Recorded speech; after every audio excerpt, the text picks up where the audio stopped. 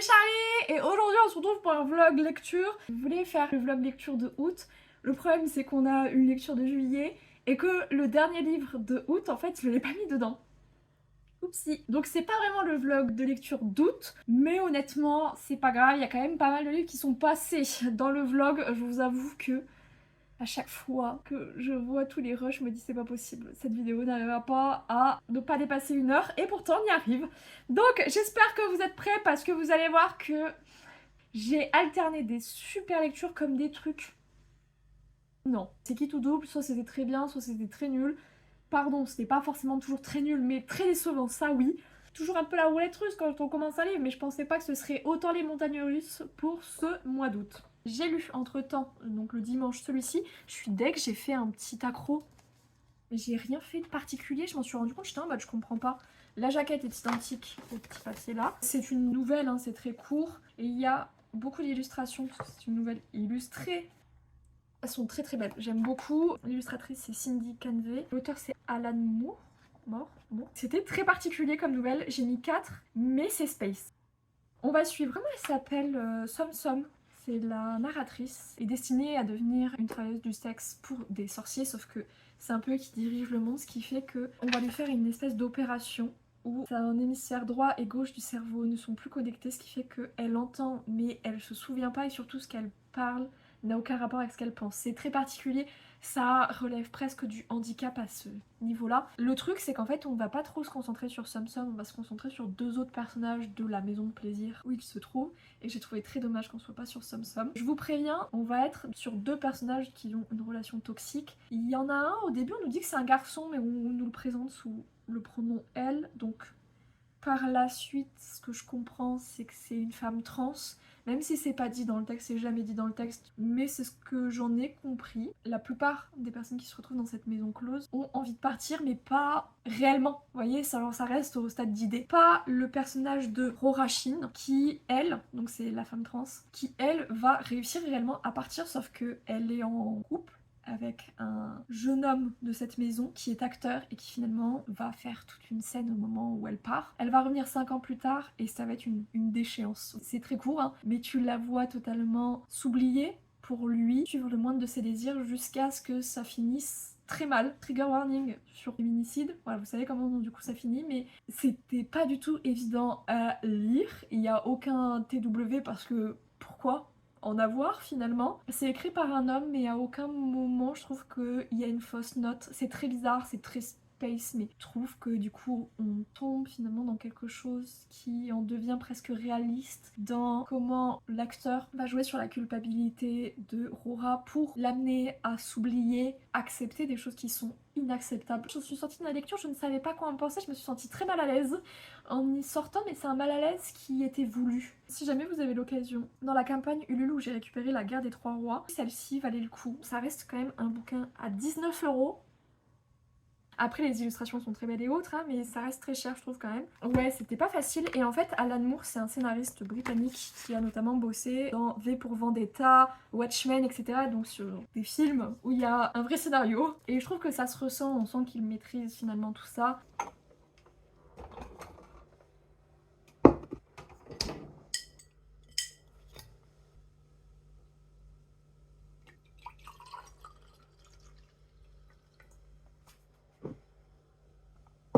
Je suis page 74, c'est le 3e soir que je lis et comme vous pouvez le constater, je n'avance pas, mais il y a un truc qui m'embête dans ce bouquin et qui fait que, autre que ce soit du dev personnage, je pense que je ne l'avance pas. Je vais vous lire 2 phrases. Je pensais à ma présence ici, Romane, ce voyage, cette mission et cette rencontre avec Shanti qui bouleversait ma vie et mes certitudes lorsqu'un puissant faisceau vient percuter mes pupilles, les colosses recouverts de neige déteignaient, passant d'un orange fluo à de multiples jaunes pour enfin retrouver leur robe blanche au rythme de la boule de feu qui progressait dans le ciel. Donc ça c'est le petit 1. Et le petit 2, la première inspiration d'essence de forêt échappée des toits voisins glaça mes bronches. Et cette phrase je la comprends pas. Est-ce que ça veut dire que les toits sont faits par des arbres de forêt et donc avec le matin il se dégage une odeur? Après le truc a l'air là d'être depuis super longtemps donc ça me paraît un peu étrange. Je trouve que c'est très ampoulé pour pas grand chose. Typiquement pour dire que le soleil passe sur les montagnes et du coup c'est très beau, et bien on va te dire que c'est un faisceau lumineux. Je vous jure que quand j'ai vu ça au début je me suis dit il y a quelqu'un qui vient de lui braquer une lumière sur la gueule. pas du tout. Enfin là, tu peux juste dire que ça sent le sapin. Franchement, je sais pas si au Népal il y a du sapin. Mais c'est un peu l'idée, voyez. Pourquoi faire compliqué comme ça? Surtout que je trouve pas que ce soit justifié de par le livre. C'est un roman avec des idées, un petit peu de dev perso. Pas la peine de vouloir faire du Molière. Surtout que, on va pas se le cacher, c'est très très loin d'être du Molière. Je l'ai terminé, enfin, on n'y croyait plus. Je suis très mitigée sur cette lecture. Je suis allée voir les commentaires un peu Goodreads pour affiner le mien. Je sais toujours pas trop quoi dire. Déjà j'ai mis du temps à le lire et encore hier je me suis un peu poussée au cul pour l'avancer parce que je n'avais absolument pas du tout envie de revenir dedans, j'avais pas envie de le commencer. Ça a été compliqué en vrai de le lire, d'avoir envie d'avancer. Il y a des trucs sur lesquels finalement je suis assez d'accord. J'ai été éduquée avec certains principes, ce qui est très drôle puisque finalement ça n'a jamais été mis en place par mes parents, mais ça m'a été quand même inculqué. Enfin, il y a des idées sur lesquelles je suis assez d'accord et en même temps il y a des choses qui me gênent, notamment, et c'est bien dit dans les commentaires Goodreads, ce côté positif à tout prix qui finalement tourne à l'excès, dans le sens où on dit bien de vivre ses émotions mais de pas les laisser nous diriger, là où je pense que c'est pas possible dans la vie de tous les jours de réaliser que non, la trahison c'est pas grave. Si, c'est grave et on a le droit en fait de se sentir trahi, on a le droit d'être mal, etc. C'est pas pour autant qu'il faut l'être pendant des années, mais je comprends les émotions et je trouve que presque on les empêche d'être présentes, ça marche pas. En gros, on va suivre, comment elle s'appelle, Maëlle, ce qui est très drôle puisque j'ai une héroïne qui s'appelle Maëlle, mais qui est directrice financière dans une start-up, une de ses super amies. Ça fait des mois qu'elle l'a pas vue, qu'elle a un peu annulé les rendez-vous. Là, elle vient la voir parce qu'elle sent que voilà. Elle se voit et en fait elle se rend compte qu'elle a un cancer, sa meilleure pote, et qu'elle lui demande d'aller au Népal pour aller chercher une méthode qui pourrait soigner les gens. Elle va donc commencer un voyage. Le problème c'est qu'il y a un côté très au Népal on n'a rien, mais on est heureux avec rien. Grâce à la pauvreté, on s'est ouvert et on est généreux sur le reste, qui me gêne un petit peu. J'ai pas beaucoup voyagé dans ma vie, notamment parce que j'étais pauvre. C'est vrai que les peu de fois où j'ai voyagé, c'était des pays qui étaient quand même assez proches de la France, et pas dans des pays jugés pauvres. Après, je connais pas plus que ça le Népal, donc bon, est-ce que ce qui est dit dedans, c'est réaliste ou pas? Je peux pas vous le dire. Les pays pauvres, ils sont mieux que nous. Ils ont mieux compris. Nous, on court après l'argent. C'est mauvais, un discours de riche, de dire ça. Pour moi, c'est le discours de quelqu'un qui n'a jamais galéré dans sa vie financièrement, qui n'a jamais compté le moindre centime, qui n'a jamais pu se faire plaisir parce que ça dépassait le budget. C'est des choses que j'ai vécues. Être pauvre ne m'a pas plus ouvert aux autres. Alors, j'ai été pauvre en France. Peut-être que du coup, si j'avais été pauvre au Népal, ça aurait été différent.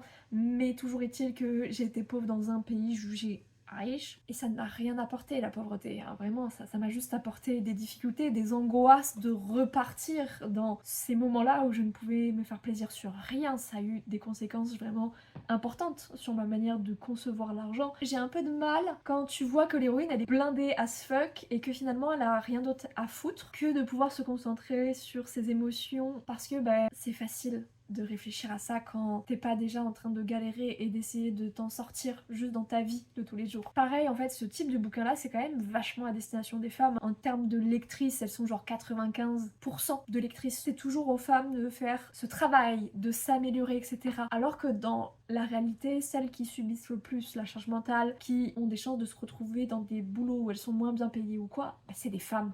C'est surtout des femmes qui ont des boulots à mi-temps. Une partie de la population qui est fragilisée par leur genre, qui sont plus à même de se faire, pardonnez-moi l'expression, mais baiser la gueule par la société. Ce qui fait que ça me gêne qu'on fasse encore porter un poids supplémentaire sur leurs femmes en leur disant si tu n'es pas heureuse dans ta vie, c'est entièrement ta faute, ok? Tu n'as pas fait d'erreur. Oui, peut-être qu'il y a ci et ça qui t'ont fait du mal, mais fais la paix en toi-même. Et ça me met mal à l'aise profondément quand je sais que c'est quand même une population à qui on ne cesse de répéter qu'il faut faire des efforts dans son couple, toujours à elle de s'occuper des enfants, etc. Ça me gêne profondément. Que ce soit encore à la même catégorie de personnes à qui on dise de faire des efforts, et les études l'ont prouvé, les hommes profitent quand ils sont en couple hétéronormé, ils profitent des femmes, vraiment de par tout ce qu'elles font dans leur vie quotidienne, le ménage, la gestion d'un foyer, etc. Là où eux font vraiment beaucoup moins. Presque si on devait l'appliquer, c'est mais pourquoi t'es en colère pour le ménage? Et finalement, si je suis en colère pour le ménage, c'est une question d'ego parce que j'aimerais bien qu'il en fasse un peu plus, parce que j'estime que... Mais si on pousse le truc à l'extrême, en gros, on dirait à une femme, c'est bah oui, mais fais avec. C'est le message qui est un peu envoyé. Accepte que t'es de mauvaise humeur, que ton ego parle, et après mets-le de côté. Je trouve que dans ce type de bouquin, tu te dis putain, mais les gens ils sont pas fun, quoi. Ça rigole pas des masses, quoi. Ce type de personne-là, même si je le comprends et des trucs sur lesquels je suis d'accord profondément, je me dis, oh la vache, tu dois te faire chier, sa mère. Alors que des personnes qui rigolent de leur trauma, oh, est-ce qu'on rigole pas? Est-ce qu'on rigole pas beaucoup plus? Pareil, le côté faut pas médire sur les autres, etc. On est quand même dans une société avec des autres. Il y a plein de personnes qui ne sont pas très belles. Pareil, à un moment, il y a un couple de Français qui est raciste. Du coup, l'héroïne, elle s'énerve. Et Chantier lui dit que c'est pas grave, que c'est eux le problème et tout. Et elle, tu vois, genre l'héroïne est profondément en colère parce que c'est des propos qui sont graves quand même. Et lui dit qu'on n'y peut rien y faire et qu'il faut passer. Non, je suis désolée, il faut être en colère quand on est face à des gens qui sont racistes, misogynes, homophobes, transphobes, tout ce que tu veux. Il y a des moments dans sa vie où on a le droit d'être en colère, on a le droit de se laisser envahir par ses émotions et de dire ceux-là c'est vraiment des enculés. Parce que je suis désolée, mais quand t'es raciste, t'es quand même un sacré enculé. J'ai commencé hier 23h30 et je l'ai fini à 4h du matin. People We Meet in Vacation de Emily Henry, publié chez Hauteville. J'avais lu d'Emily Henry l'année dernière en septembre comme un roman d'été. Et du coup celui-là je me le réservais pour l'été parce que ça se passe en été. C'est un très bon move de ma part. Emily Henry, elle parle à mon âme comme Sally Thorne parle à mon âme. Je sais pas pourquoi, mais ces autrices elles ont un truc qui fait que mon cœur il se serre tellement souvent. Et je sais pas pourquoi. C'est même pas sur des scènes mignonnes, vous voyez, c'est genre sur des réflexions que se font les héroïnes. Et à chaque fois, mon cœur il se serre. C'était trop cool. On va suivre Poppy chaque été avec son meilleur ami.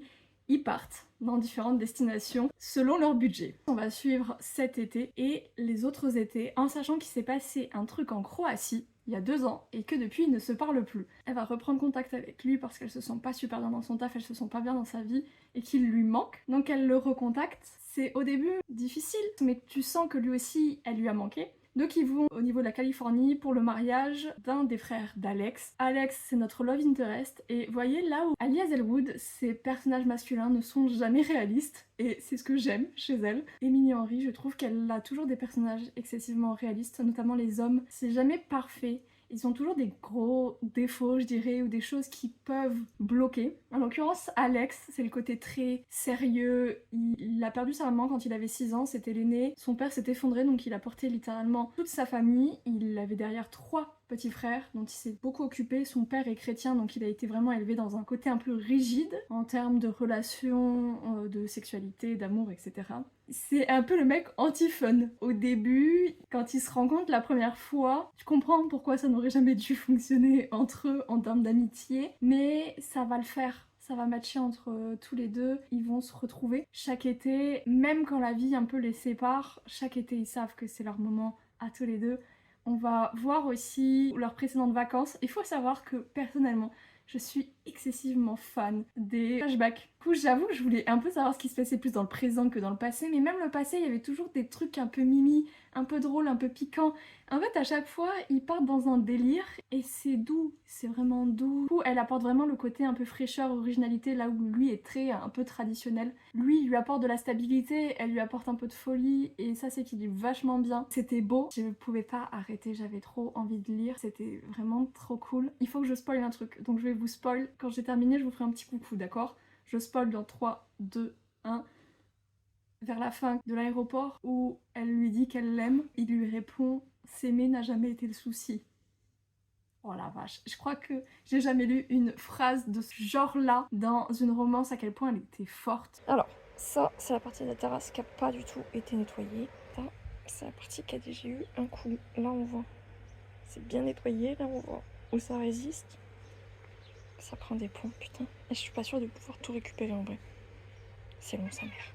On est le 6 août, je suis en train de lire Rocaille, donc la jaquette se présente comme ceci. C'est publié chez Silex, c'est de Pauline Cidre. Je suis à la fin, là il me reste 70 pages. Je ne m'amuse pas. Je l'ai commencé dimanche, là on est mardi. Je le fais traîner alors que normalement le dimanche, j'arrive plutôt pas mal à lire, mais là j'arrivais pas à me mettre dedans. Je trouve que ce bouquin, il est pas fun. C'est vraiment la vieille fantasy non fun. J'ai réfléchi en me disant mais pourquoi je le trouve pas fun? Les bouquins de fantasy, ça se prend souvent très au sérieux. C'est que je ne trouve aucun personnage attachant. Attachant dans le sens où je m'attache à eux, où j'ai envie de créer du lien avec eux. Là, il n'y a aucun personnage qui ne me plaît et qui m'intéresse. À la fin, j'espère qu'ils vont tous s'entretuer, tous mourir, peut-être en dehors du magistre, qui est le personnage, je trouve, qui finalement a le plus de background, parce qu'on a des flashbacks avec lui, mais sinon tous les autres je les trouve nuls à chier. Ça manque de trigger warning, on parle quand même d'inceste. Enfin de viol incestueux. Je suis désolée, mais le bouquin il est pas si vieux. Je crois qu'il a été achevé d'édition en 2019. Ça me gêne sur des sujets aussi graves de ne pas avoir de trigger warning. C'est pas quelque chose qui me trigger personnellement, mais je suis désolée, je trouve que c'est des sujets qui sont trop graves pour que on ne les évoque pas. Et vraiment ça m'a gênée parce que j'avais des doutes et après, bien plus tard dans le livre, j'ai eu la confirmation et j'étais en mode non les gars, là faut prévenir quand même, c'est un sujet qui est violent et quand même très difficile. On va suivre donc Jézil qui est le roi qui va être ressuscité pour revenir sur le trône. C'est un roi vert. En gros on est dans un monde où il n'y a plus aucune nature qui pousse, ce qui fait qu'il y a pratiquement plus d'animaux. Les gens tentent péniblement de se nourrir de racines. Le roi et sa lignée, donc en l'occurrence là, son petit frère et sa petite sœur qui sont jumeaux, ont la faculté de faire pousser des fruits et des légumes, toutes sortes de plantes. Le roi va être assassiné, il va être ressuscité par un groupe de bandits qui a été mandaté par sa sœur. Une lignée en fait de magistres, donc c'est un peu comme des magiciens qui ont tous été exterminés parce que avant c'était eux qui avaient ce pouvoir là. Ils ont tous été exterminés. Il y en a un qui naît avec du coup la faculté des anciens magistres qui a des particularité du coup magique. Il va être attaché au roi puisque en fait le roi, même si son âme est retournée dans son corps continue de se décomposer. Et il n'y a que en présence du magistre qu'il arrive à repousser ça. Ça se lit simplement, mais je trouve que c'est pas fou, je ne m'amuse pas, j'ai pas du tout envie de revenir dedans, je me force un peu. Le world building est intéressant, mais j'ai pas ce truc de OMG, j'ai envie de savoir. Là où par exemple Game of Thrones, on a une multitude de points de vue, et pour autant, à chaque fois que l'on finit un point de vue, on a envie de continuer avec notre personnage. On peut d'ailleurs parler de la maquettage, puisque là, normalement, vous savez, il y a toujours un retrait à la ligne. Là, c'est une tabulation. Pour moi, ça relève de la faute. Pareil, après certains dialogues, la tabulation saute. Il y a bien marqué qu'a priori, la maquette est faite par une autre personne que l'équipe éditoriale, hein, parce que c'est noté avec l'achevé d'impression, je crois. Ma foi, ça se lit. Est-ce que je vous le conseille? Non. En plus, je pense que maintenant, pour le trouver en papier, bon courage. Je crois que sur Amazon, ils le vendent 45 € du coup. Bon, je vous avoue que si jamais j'ai besoin de refaire mes dingues, je le vendrai. Je l'ai terminé. Ben, je suis contente de l'avoir terminé. Il me restait donc 70 pages. J'ai mis 3 étoiles sur Goodreads, mais c'est plus un 2,5. On tire vers le haut. Il y a des trucs que je trouve pas très logiques sur certaines réactions des personnages. C'est un peu précipité la fin, alors que littéralement les 3 quarts du bouquin c'est super lent. Donc t'as une sensation de ça va peut-être un peu trop vite là, franchement pour ce que c'est. J'ai regardé les commentaires Goodreads et tout le monde s'accorde à dire que les personnages ne sont pas attachants. Il n'y a pas forcément d'attachement entre eux. C'est difficile, nous, de les aimer. Et globalement, l'histoire est chouette, mais je trouve que la fin, j'ai presque envie de dire tout ça pour ça. Oh, un peu la sensation d'avoir perdu mon temps. Moi c'est lu, hein, voilà, ça fait partie de la palle des dinos. Un autre qui a été terminé de la palle des dinos. J'avais besoin d'un truc un peu page turner et j'ai entendu dire que ce bouquin il fallait le lire vite parce que sinon on voyait les trucs arriver et que c'était un peu mouais. Donc j'aime lire La femme de ménage de Frida McFadden, publié chez City. Il faisait une promo sur l'ebook, genre il était à 5 € je crois. Tout le monde en parle. Je suis curieuse de voir un petit peu ce que ça va donner. Ah, peut-être que vous n'avez pas entendu. Regardez-moi ce bébé. Oh, c'est dur la vie, hein. Je me dis que la meilleure de tes vies, c'est vraiment d'être un chat et d'être avec une personne célibataire parce que t'as tout l'amour de cette personne pour toi. Tu vis ta meilleure vie, vraiment. J'ai commencé La femme de ménage, donc je suis à 21%. La patronne est vraiment très très space. La gamine, c'est une sale gosse. Et ça me fume de rire parce que, en fait, du coup, la patronne s'appelle Nina. Elle est détestable, elle lui donne des ordres qui n'ont aucun sens. Genre, elle lui dit d'aller chercher sa gamine alors que c'est le mercredi et que c'est une autre maman qui va la chercher. Elle lui fait une remarque comme quoi les produits de nettoyage ils doivent être bio. Millie, qui est la bonne, on est de son point de vue à elle, elle sort ça. Je m'abstiens de dire ce que je pense, à savoir que j'ai du mal à croire qu'une femme qui prend autant de médicaments se préoccupe de quelques produits chimiques contenus dans un produit de nettoyage. Quelle reine. Mais ça me fume de rire parce que je trouve ça excessivement violent. Mais vu ce que sa patronne lui fait subir, j'ai envie de dire c'est bonne guerre. Ça me fume, je suis en vacances, mais le sommeil me fuit toujours. C'est une espèce de dark romance, le sommeil et moi. Bref, j'ai terminé La femme de ménage, j'ai commencé hier. J'ai lu genre presque 25%. Et je pense que c'est aussi pour ça, parce que j'avais envie de lire. Et je me suis couchée en me disant non mais t'es fatiguée. Et du coup j'ai attendu 3 heures dans mon lit.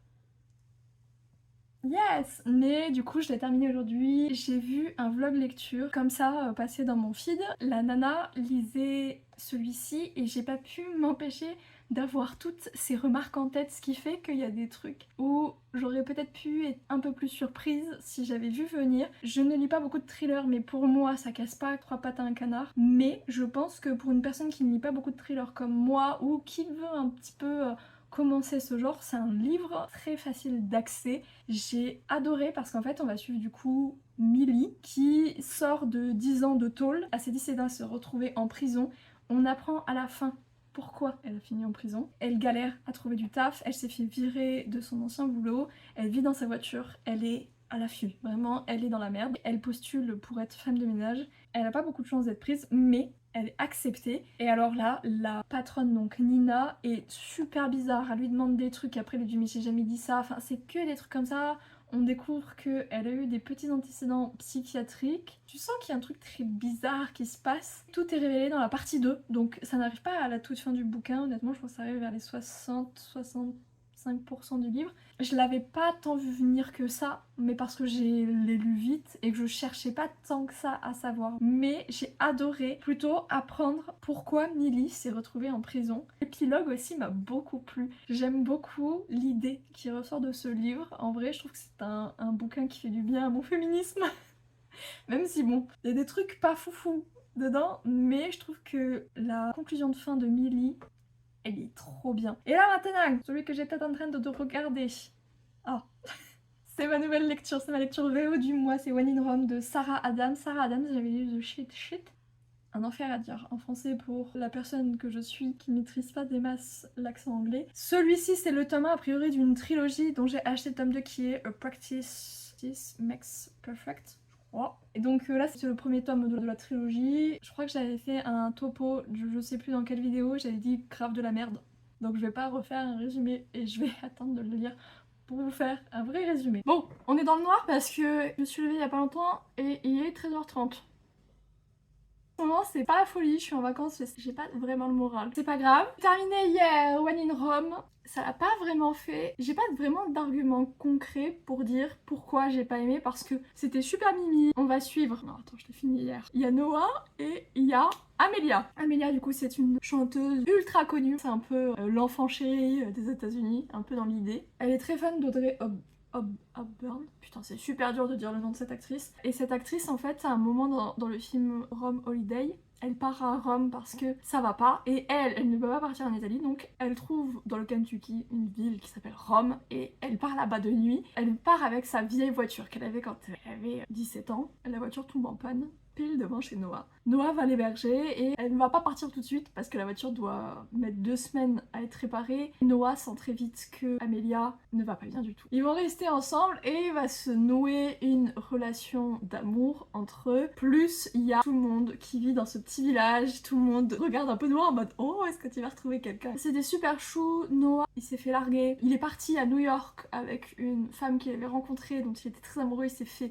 trompé, largué comme une merde, donc il a pas envie de retomber amoureux. Elle est pop star, donc il y a tout ce truc de est-ce que j'ai envie de faire subir mon rythme de vie à quelqu'un d'autre. Leur histoire d'amour, elle est pas forcément évidente, elle est pas non plus impossible. Et je sais pas pourquoi, j'ai pas tant apprécié, c'était mignon, mais j'ai pas été alpaguée. Et c'est pas parce que c'est en anglais, parce que Love on the Brain, Alpha Sol, c'est des romances et j'ai adoré suivre les protagonistes et tout, et là c'était pas le cas. Là j'étais en mode c'est mimi mais j'ai pas de papillon dans le ventre, j'ai pas mon petit cœur qui se serre. Je pense qu'on peut pas faire plus repas d'été que ça.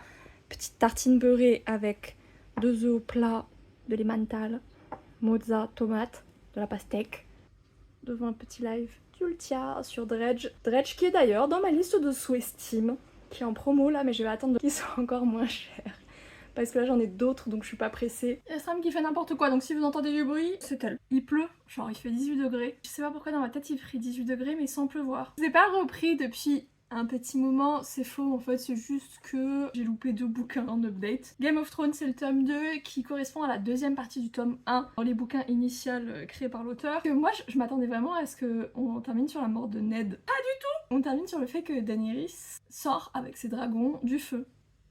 J'étais là, bah, je me souviens pas de ce truc. On n'a pas le temps de s'ennuyer. Je vous avoue que Arya finit dans une sale position et le livre a confirmé mes 3 personnages préférés qui sont Jon, Daenerys et Arya. Après, c'est vrai qu'étant donné qu'il y en a, je sais comment ils finissent. Bon, j'ai déjà un petit détachement sur eux. Qu'est-ce qu'elle a le chat? Qu'est-ce qu'elle a la petite? Eh, tu fais beaucoup de bruit. Ce qui est drôle, c'est que finalement, les 2 personnages que je n'aime pas trop en termes d'avis, c'est Ned et Catelyn. Donc ça va. C'était pas les personnages qui m'intéressaient le plus dans la série et c'est pas non plus ceux qui m'intéressent le plus dans les bouquins. J'ai vraiment beaucoup aimé tout ce qui se passait. Ça, c'est juste le premier tome normalement de ce que l'auteur a écrit et je vous jure que maintenant, avec le tome 1 du poche, j'avais eu une idée de bouquin en tête. C'était passé et je me suis dit c'est encore une idée à la con que j'ai eue. J'en ai plein des idées comme ça. Et j'ai relu ce tome 2 et l'idée elle est revenue. Problème, elle s'est précisée. J'ai réfléchi dessus et j'ai commencé à avoir des idées. Vraiment plus que le pitch de départ.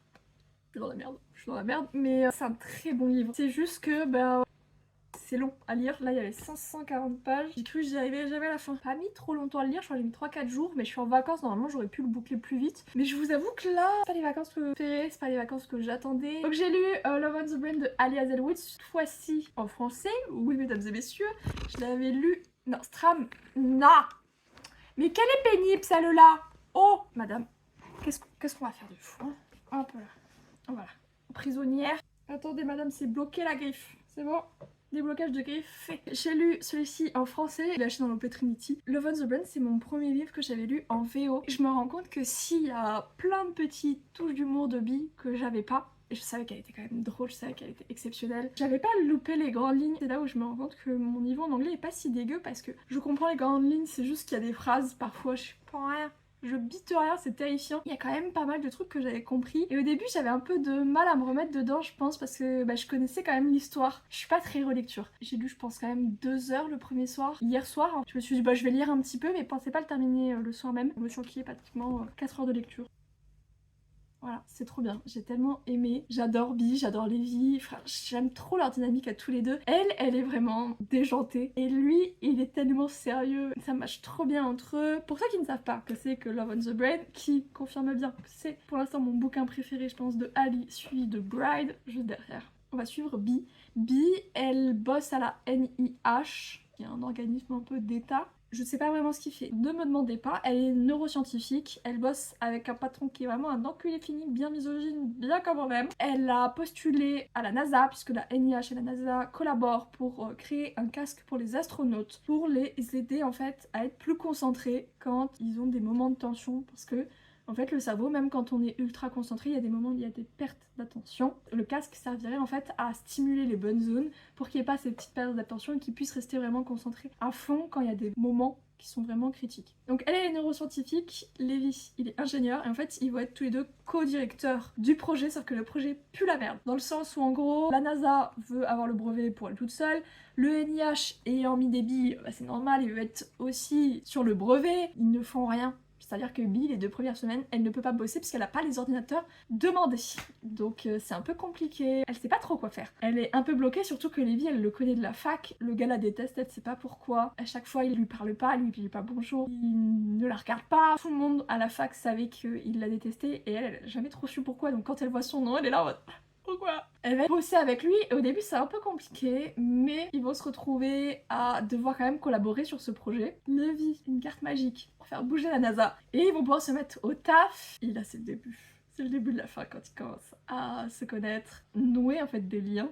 C'est pas réaliste, hein, mais qu'est-ce que c'est bien. Bee, c'est quand même encore, je pense, une de mes héroïnes préf d'Ali parce qu'elle a les cheveux violets. Elle est toute petite, elle est encore plus petite que moi, c'est dire. Elle a une personnalité genre tellement pétillante, joyeuse. Elle est végane en plus. Enfin, je sais pas, genre, je trouve que cette meuf est génialissime. C'est vraiment un personnage que j'adore. Lévi est quand même très cool dans ce qu'il est. Il est beau, il est grand, il est fort, il est calme. C'est trop cool, c'était trop bien.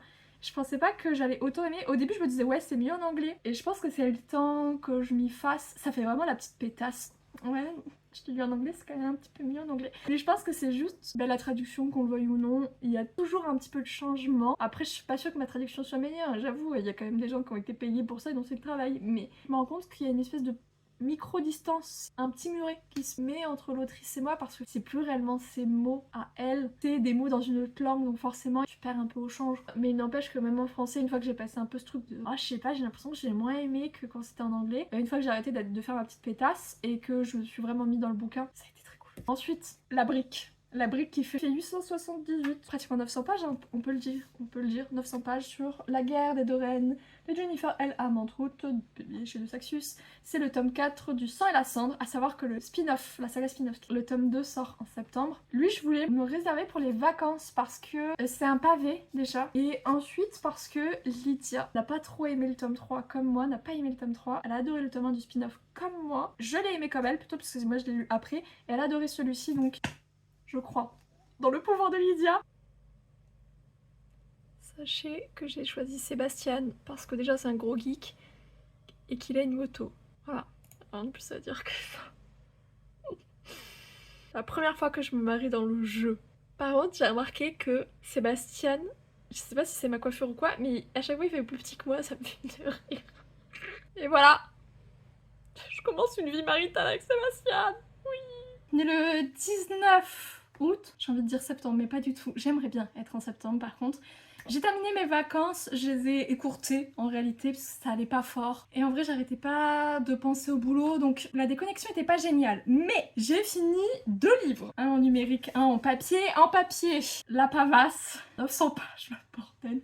La guerre des deux reines. Je trouve qu'il y a quand même des longueurs, c'est-à-dire que quand je lis, j'ai pas trouvé que c'était horrible, vous voyez, au point où ça m'empêche de lire. Mais par contre j'avais pas envie de revenir dedans. Les 150 dernières pages, elles sont quand même genre waouh, mais si vous voulez, l'action ne débute pas réellement avant la page 250. C'est énorme. Honnêtement, je trouve qu'on peut enlever 300 pages. Facile. En fait, j'ai l'impression que la romantaisie est tellement décriée que j'ai la sensation que les autrices, parfois, elles ont besoin de faire des pavés pour dire regardez, notre world building, il est super construit. Nous aussi, on a besoin de beaucoup de pages pour expliquer des trucs ou pour montrer que c'est quand même un bon bouquin aussi de fantasy. Le problème, c'est que faire des pavés, oui, mais tout l'intérêt, c'est que ce soit pas trop long. Et c'est des hantises, même chez moi, parce que parfois, on se dit qu'il faut que ce soit très réaliste. La réalité, c'est long.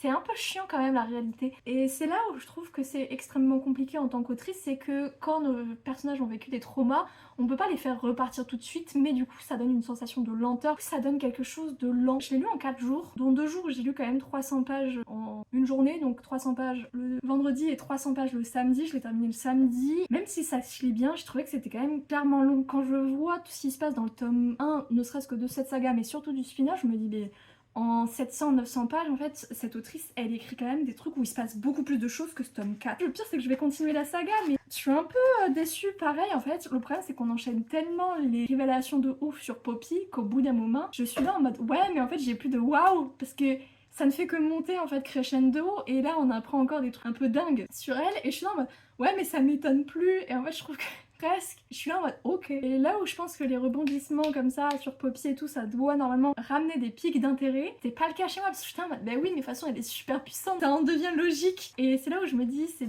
dangereux de faire un personnage qui commence avec des pouvoirs un peu classiques en fantasy et que tu l'as fait trop évoluer, c'est qu'à la fin on est là en mode oui, on a compris, elle est très très puissante quoi.